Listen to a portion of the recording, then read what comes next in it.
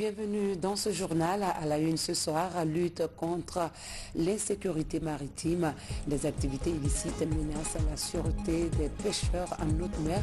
Pour indiquer le phénomène, des dispositifs sécuritaires sont mis en place par les services compétents. Et puis, dans les compagnies agricoles des armées, l'heure est à la récolte.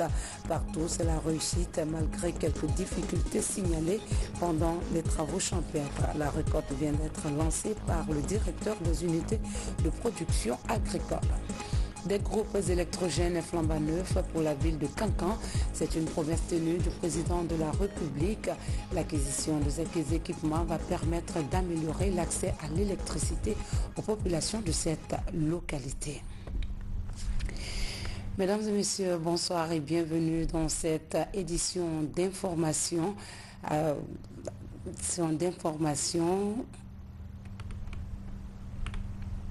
Insécurité en haute mer, les pêcheurs des navires de pêche sont confrontés à cette problématique.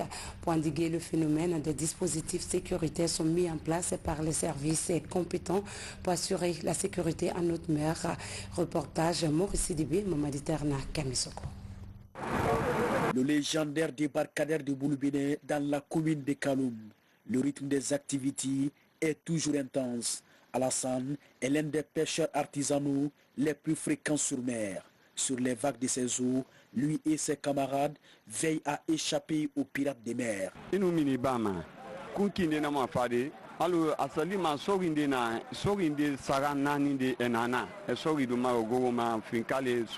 Souvent, quand nous sommes en mer, il y a des gens habillés en uniforme, parfois armés, qui nous arrêtent et demandent la licence de pêche. Lorsque nous présentons cette licence, ils disent que ce sont de faux papiers, un motif pour eux de récupérer nos poissons. Les pirates ne sont pas les seules menaces dans nos eaux pour ces pêcheurs. Il y a aussi les bateaux-usines qui raclent en dessous de leur zone réglementaire de pêche. À la préfecture maritime, un centre opérationnel de contrôle et de surveillance des navires et leur équipage est équipé pour lutter contre la pêche illicite. Tous les appels provenant des bateaux en détresse sont reçus ici pour donner l'alerte aux unités d'intervention rapide en mer. La communication elle est scindée en trois phases. Il y a la phase 1 qu'on appelle la A1, qui sont les VHF marines. Celle-ci, c'est une dernière génération que nous appelons le GMDSS, qui est en permanence sur le 16. Le canal 16, c'est le canal d'urgence en mer. Donc, quelqu'un qui est en danger en mer, vous voyez ce petit bouton, vous avez mis distress. Donc, lorsqu'il appuie ça, toutes les informations concernant le bateau vont s'afficher ici avec une alarme. Donc, pour que l'opérateur qui est là puisse savoir qu'il y a un bateau à telle position a émis une détresse. Donc, la seconde VHF marine, c'est pour nos opérations quotidiennes. Lorsque les patrouilleurs de la marine vont partout, pour ne pas déranger les gens qui sont sur le 16, on vient sur le canal pour pouvoir communiquer. Donc la deuxième phase de la communication, c'est qu'on appelle la A2, c'est celle-ci, la HF. Elle a une portée plus longue que celle-ci. Celle-ci, sa portée, ce sont 10 nautiques.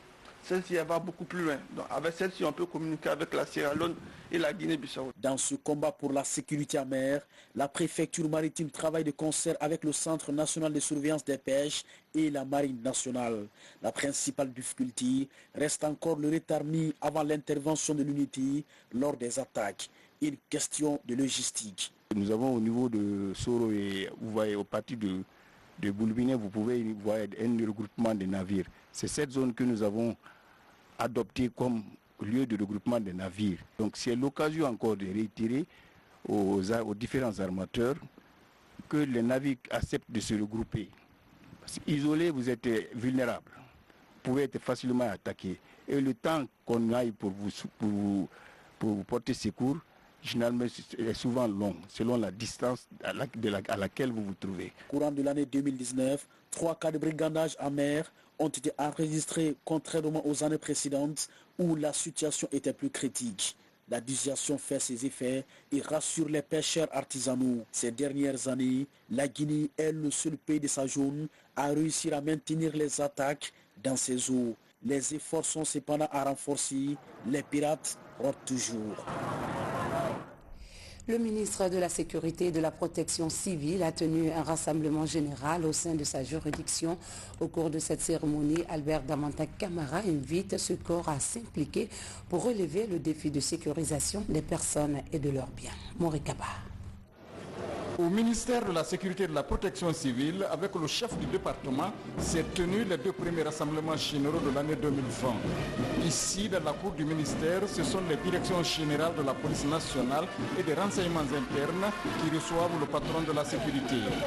L'engagement de la réussite de la politique du gouvernement en matière de sécurité a été renouvelé. Les réalités sociopolitiques qui caractérisent le contexte national exigent l'ensemble de nos services beaucoup plus de dynamisme, d'engagement et de professionnalisme pour assurer pleinement leurs missions combien complexes qui leur sont dévolues.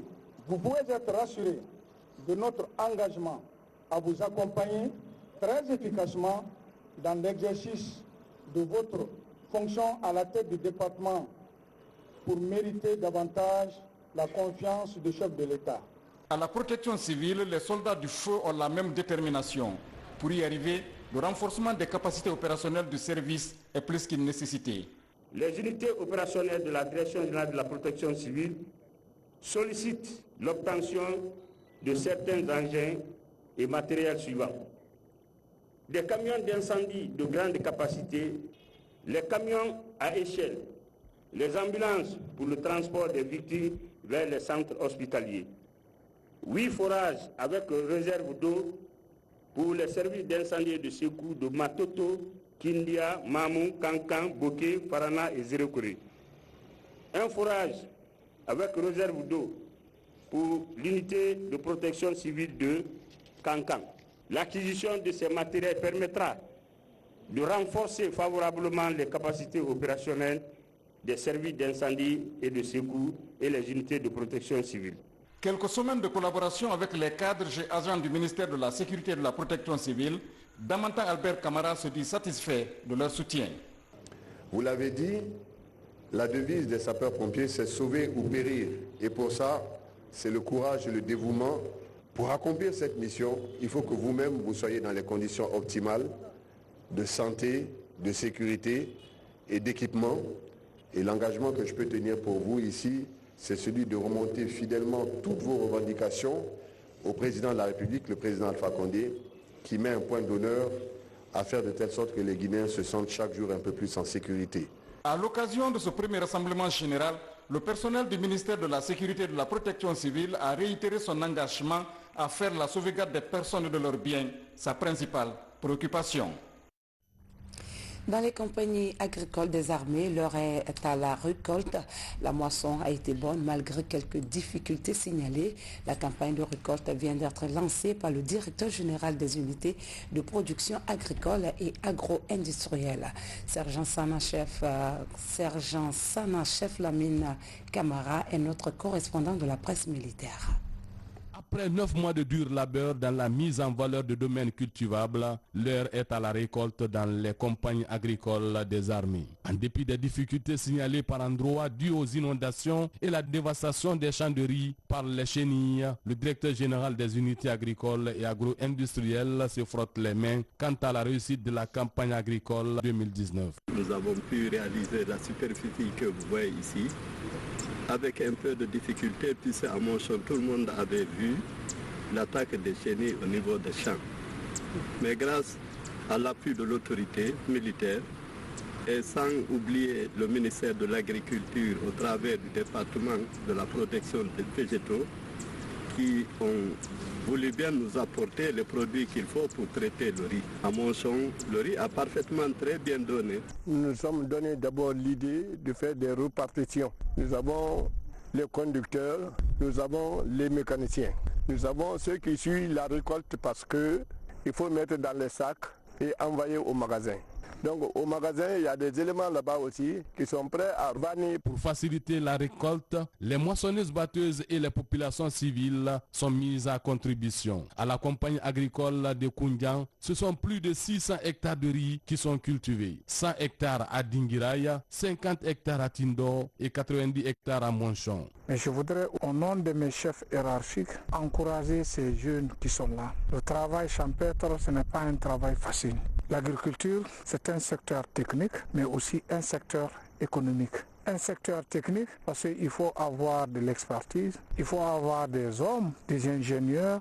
Et Dieu merci, au sein de l'armée guinéenne aujourd'hui, nous avons des ingénieurs agronomes, nous avons des aménagistes, nous avons des machinistes, nous avons toute la technicité nécessaire qu'il faut pour réussir une bonne campagne agricole. Pour les années à venir, la Direction générale des unités agricoles et agro-industrielles envisage la diversification de ces cultures. Elle a en prévision la culture d'anacarde et de pommes de terre. Elle reste déterminée dans sa mission d'accompagnement de l'État dans l'atteinte de l'autosuffisance alimentaire du pays.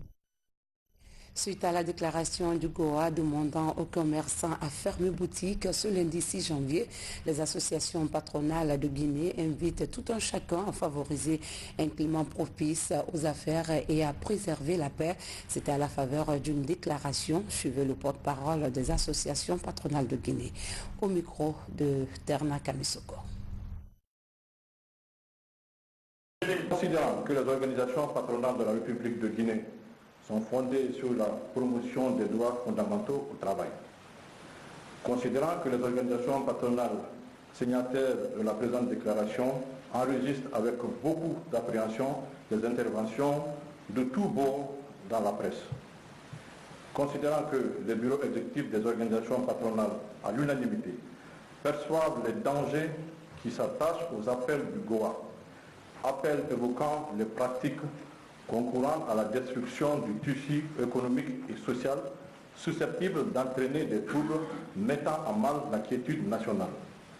Considérant les innombrables possibilités de recours dont dispose le secteur privé à travers la Convention 144 de l'OIT sur les consultations tripartites, à travers la Commission consultative du travail et les lois sociales et les innombrables canaux du dialogue social en Guinée, dont la primature, le Conseil économique et social, le médiateur de la République et singulièrement les chambres consulaires.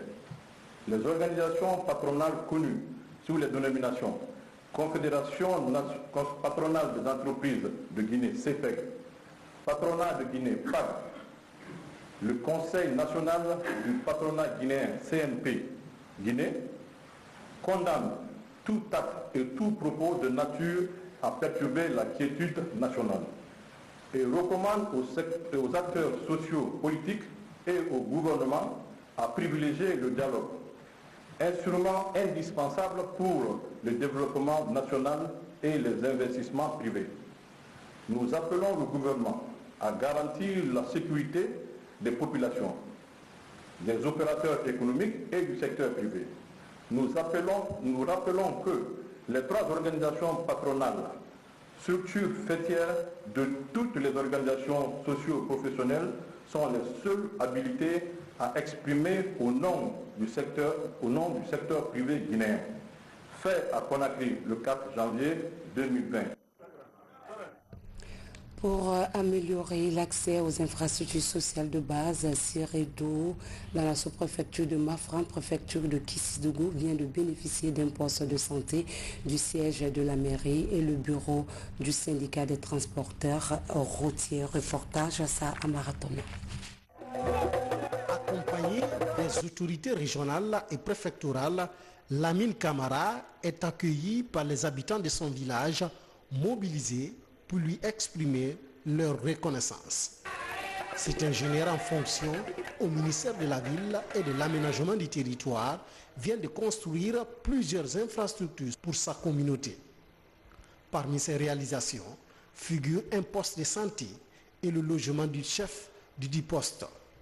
Un geste pour améliorer les soins de santé des populations, mais aussi sécuriser les accouchements. Si vous voyez qu'un fonctionnaire, un jeune qui est né en ville, il a grandi en ville jusqu'à finir l'université, et qui a le courage de revenir une fois, 2 fois au village, jusqu'à avoir le courage de faire de tels investissements, c'est que quelque part vous êtes soutenu par les parents.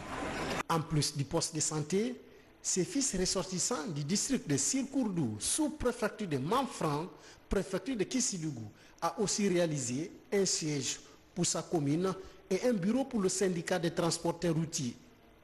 Des infrastructures qui viennent alléger les besoins des populations. C'est la joie, l'allégresse. Parce que quand on voit un fils de tiroir faire de telles réalisations, ça veut dire réellement qu'il pense à la Guinée, qu'il pense à sa source, qui est sa société natale. Et c'est un exemple qui est donné aux autres fils d'ailleurs, comme dans la localité, d'emboîter le pas. Quand c'est un fils du terroir qui construit le siège de la commune rurale, qui relève de l'État, vous voyez qu'il y a le transfert de compétences qui est déjà, il y a l'action de ce transfert. C'est le même fils qui construit un poste de santé. Là aussi, dans le domaine de la santé, il y a ce transfert qui est acquis. Et construit maintenant le siège du syndicat, ensuite le siège du parti. Mais voilà ce qu'on demande à tous les enfants. Et nous appelons les autres fils de la Guinée à faire comme lui. Pour une meilleure gestion de ces édifices, les populations sont sensibilisées à l'occasion de cette cérémonie d'inauguration. Des prières sont dites pour la paix, l'unité nationale, mais également pour la réalisation des grands projets initiés par le chef de l'État. En Haute-Guinée, précisément à Kankan, le chef de l'État, professeur Alpha Condé, vient de doter cette préfecture de nouveaux groupes électrogènes avec une capacité d'1 mégawatt chacun. Ce dont du chef de l'État vise à améliorer la desserte en courant électrique dans cette localité. Aboubakar Diaby et Jeanne Dunamo, reportage. Pour améliorer davantage la desserte en courant électrique à Kankan-Nabaya, le gouvernement guinéen déploie d'énormes efforts aux côtés du service électricité de Guinée de la localité. Ces 10 camions contenant chacun un groupe électrogène d'une capacité d'1 mégawatt viennent résoudre l'épineuse question de courant électrique dont souffraient les populations de Kankan. Sous l'autorité du gouverneur de la région de Kankan, ces agents de l'EDG ont réceptionné ces nouveaux groupes achetés à Dubaï par le chef de l'État, professeur Alpha Condé. Un ouf de soulagement pour les populations de Nabaya. Nous sommes ravis. Nous avons reçu des groupes électrogènes.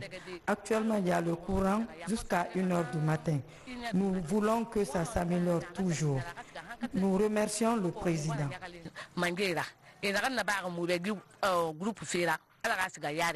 C'est la preuve la plus éloquente que ce que le professeur Alpha Condé dit, c'est ce qu'il fait. Aujourd'hui, nous pouvons dire Dieu merci, merci au président de la République. Monsieur le président de la République, depuis les premiers jours, il nous a dit, j'ai commandé des groupes qui doivent venir de Dubaï. Aujourd'hui, ce sont ces groupes qui sont là. Ce qui fait une capacité de production de 10 mégawatts. 10 mégawatts ajoutés à ceux qui existent déjà. 6 mégawatts. Ça nous amène à 16 mégawatts. La ville de Kankan recevait jusqu'ici 6 mégawatts seulement pendant des heures de pointe. À travers ces nouveaux groupes électrogènes, les 27 quartiers de Baté vont recevoir désormais 16 mégawatts chaque jour de la part de l'EDG Kankan. On a de nouveaux équipements. À part des entretiens préventifs, nous aurons moins d'interventions à faire. C'est vraiment un ouf de soulagement pour nous tous, non seulement pour la population, mais aussi nous les techniciens de l'EDG. Nous remercions effectivement le président de la République d'avoir pensé à nous. Parce que c'est nous les techniciens, c'est notre travail qui est allégé. Mais aussi à la population de Kankan. Avec ces nouveaux équipements, le problème de desserte en courant électrique qu'a connu la zone à un moment donné sera bientôt un lointain souvenir. À Dalaba, 40 jeunes entrepreneurs se penchent sur les possibilités de structuration de leurs idées d'affaires financées par l'Union européenne à travers son programme Integra. L'objectif est d'accompagner l'État guinéen dans sa lutte contre le chômage et la migration irrégulière. Mamadou Patebade.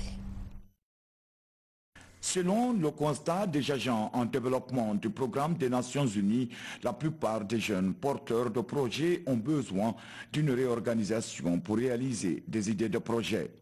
Pour réussir le pari, le PNUD, à travers Integra, développe un programme d'entrepreneuriat pour soutenir les initiatives des jeunes. À Dalaba, sur le financement de l'Union européenne, 40 jeunes entrepreneurs potentiels travaillent sur la restructuration de leurs idées d'affaires.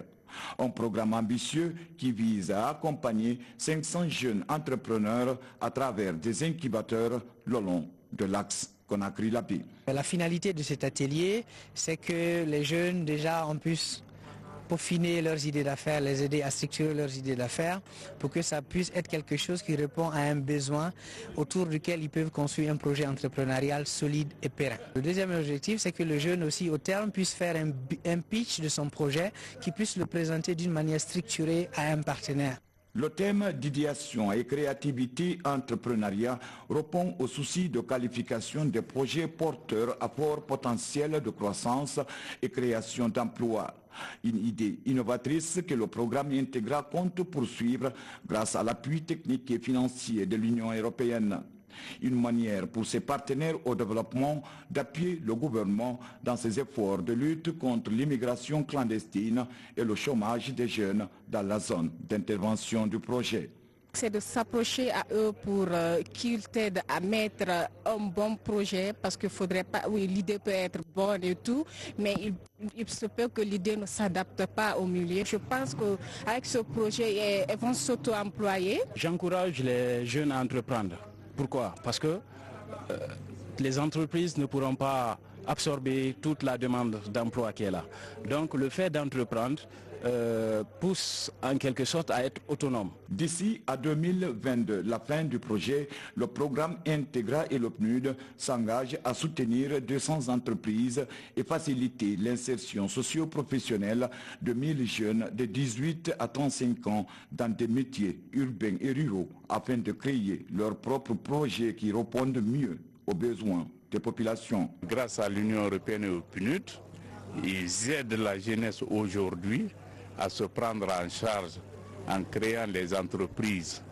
Et une chose que vraiment nous saluons très sincèrement, et nous savons qu'avec l'appui de ces partenaires et ce flux migratoire là de nos jeunes vers l'Occident pourra être limité. Cette rencontre d'échange et de réflexion a permis aux experts et aux consultants en entrepreneuriat du système des Nations Unies du programme Integra en partenariat avec le ministère de la Jeunesse et de l'Emploi des Jeunes de plancher sur des questions liées à la dynamique de développement local, l'insertion socio-économique des jeunes à travers des formations qualifiantes et la dimension entrepreneuriale. Autre sujet d'actualité, le gouverneur de la Banque centrale a eu une séance de travail avec les représentants des banques et assurances. Il s'agissait de faire le point de la situation des résultats enregistrés au cours de l'année écoulée et faire des propositions de solutions pour améliorer la gouvernance dans les secteurs économiques et monétaires. Boubacar Ba. Cette retrouvaille de la grande famille des banques, assurances, institutions de microfinance et courtiers est une aubaine pour échanger sur les acquis et les faiblesses de nos institutions pour mieux se projeter sur l'avenir. Que le président de l'association des banques primaires a saisi l'occasion pour dresser un bilan des actions menées par les banques, représentées par 182 agences, 183 distributeurs, avec un taux de bancarisation de 10% encore très faible. L'APB félicite les autorités monétaires et économiques du pays pour la grande réussite de la plus importante opération d'emprunt obligataire de la Guinée indépendante, dont la première tranche lancée en juillet dernier a permis de mobiliser plus de 1300 milliards pour le financement des infrastructures routières, des investissements énergétiques ainsi que les activités de lutte contre la pauvreté. Pour les assurances, la réintégration du fonds de garantie automobile et le Bureau national de la carte brune CEDEAO a permis de rehausser le niveau de cette corporation qui a lancé un logiciel comptable pour une meilleure sécurisation des données de la clientèle. Le gouverneur de la Banque centrale s'est réjoui des performances enregistrées et a encouragé les acteurs du secteur à redoubler d'efforts pour mieux vulgariser la bancarisation à l'ère du numérique. La modernisation du système national de paiement s'est poursuivie avec l'élargissement de certaines de ses composantes aux régies financières de l'État. Toutes les recettes de ces régies sont désormais perçues en temps réel via le système RTGS en matière de couverture territoriale. La Banque centrale poursuit son programme de construction et d'extension tant à l'intérieur du pays qu'au siège. L'agence de l'AB a été achevée en 2019 avec l'installation d'un système de tri mécanisé de grande capacité. Les agences du siège de Mamou et de Kankan seront achevées entre 2020 et 2021. À la fin de la cérémonie, le personnel de la Banque centrale a offert un présent au gouverneur de la banque pour la qualité de sa gestion du secteur. Un cadeau qui fait référence à la richesse de notre histoire et qui porte les couleurs de notre pays avec fierté. Et puis cette triste nouvelle du côté du Burkina Faso, 14 civils dont des élèves ont trouvé la mort ce samedi suite à l'explosion d'une mine artisanale. 4 blessés ont été aussi enregistrés. Le drame s'est produit au nord du pays pendant que les élèves regagnaient leur ville d'études. L'agence guinéenne de spectacle continue à mener des actions dans le cadre de la promotion culturelle. La structure vient d'organiser un spectacle à Conakry. L'objectif est de faire connaître son programme d'activités culturelles et sportives prévu pour 2020. Mikini Moussa Kamara, Daouda Tabansila. Cette soirée aura été une occasion pour l'agence guinéenne de spectacle de présenter la planification des activités culturelles et sportives de l'année 2020. Une planification qui met l'accent sur l'amélioration des conditions d'organisation des spectacles vivants dans tout le pays. Cette année, la nouvelle perspective, nous allons nous attaquer aux billetteries. On a vu beaucoup de spectacles, mais malheureusement beaucoup de débordements. Les organisateurs d'événements ne respectent pas le nombre de billets qu'on met en vente. Cette année, nous allons nous battre. L'agence va construire des abris pour vendre les billets et nous allons contrôler nous-mêmes les billets qui seront vendus pour permettre aux gens de rentrer en sécurité dans les lieux de spectacle. C'est le travail qui me donne tout ça. Je vais dire à mes amis artistes de travailler le plus. Je ne suis pas le seul, je sais qu'il y a des autres aussi qui bossent bien. Quand ils continuent, ils vont faire plus que moi. Pour atteindre cet objectif, les responsables s'engagent à œuvrer en faveur d'une production musicale guinéenne, vendable à l'échelle nationale et internationale. Autre priorité, renforcer la sécurité autour de l'organisation des spectacles afin d'éviter des cas de bousculade et de drame. Qui parle du spectacle, ça c'est quelque chose qui a beaucoup de risques. Donc tous les risques que nous évitons pour ne pas que les gens tombent dans ce piège. C'est pour cela aujourd'hui on est satisfait de notre travail et les promoteurs qui nous ont accompagnés aussi. Au programme cette année, il est aussi prévu des séances de formation des artistes et des promoteurs pour la professionnalisation des spectacles.